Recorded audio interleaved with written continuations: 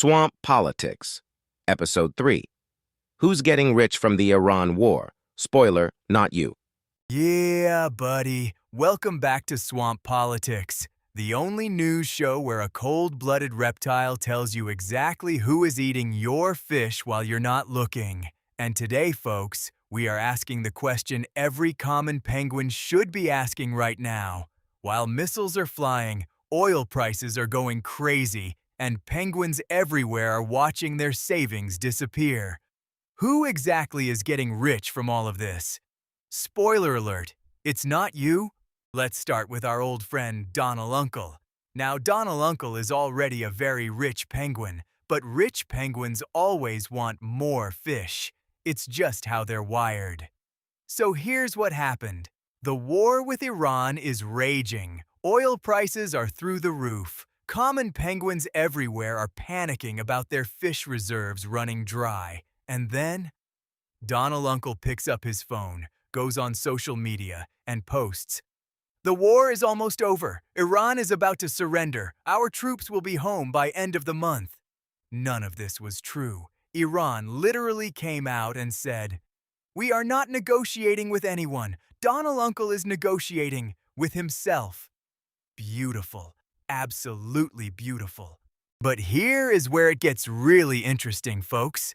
Really interesting. 15 minutes. 15. Before Donald Uncle posted anything on social media, 580 million fish worth of oil contracts changed hands in 1 minute. 1 minute. 580 million fish before any announcement, while missiles were still in the air. Trading volume at that time was 6 times the normal level on a Monday morning, before most penguins had even finished their breakfast fish.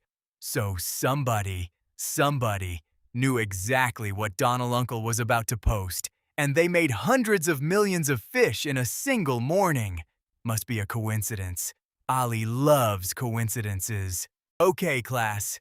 Quick lesson on fish futures. Don't worry, it's simpler than it sounds. Imagine you have a magic crystal ball that tells you fish prices are going to drop tomorrow. So today, you sell 1,000 fish at today's high price. Tomorrow, prices crash exactly like your crystal ball said. You buy those same 1,000 fish at the new lower price. Pocket the difference. Done. That's a futures contract. You're not hoarding fish. You're betting on which direction the price moves. Now, replace the crystal ball with Donald Uncle's social media account. Replace fish with oil, and suddenly, you cannot lose. 13% profit, 580 million fish in contracts. 1 morning, 1 post. Magic. But wait, it gets better. Let's talk about Donald Uncle's inner circle of penguins. His sons, let's call them Don Jr. Uncle and Eric Uncle, quietly invested their fish into drone companies, the kind that get very, very busy during, say, a special military operation in the Middle East. What a coincidence. And his son-in-law, let's call him Jared Uncle, is raising billions in fish from Persian Gulf colonies, the same colonies directly tangled up in this war. Just savvy financial planning. Nothing to see here. Move along. Oh, and remember those mysterious brand new accounts that appeared on prediction market platforms right before Donald Uncle's peace talk announcement? Placing massive bets on a US-Iran ceasefire? Anonymous, freshly created, winning big. Coincidence number. Ali has lost count.